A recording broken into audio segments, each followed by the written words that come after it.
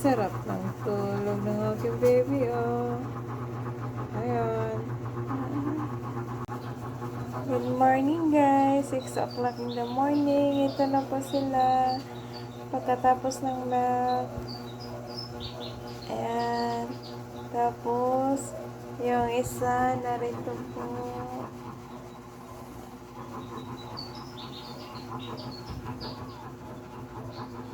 Ayan.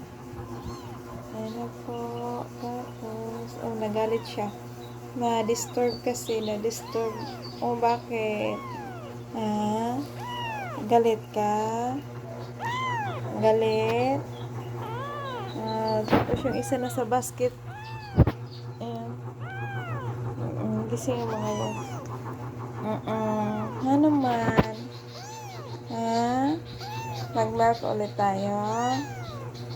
Tulog lang. Sorry, na-disturb mo ni mami. Oh, sorry na. Sorry. Ito yung isa. Nasa? Oh. Nasa paanan ko. Ayun.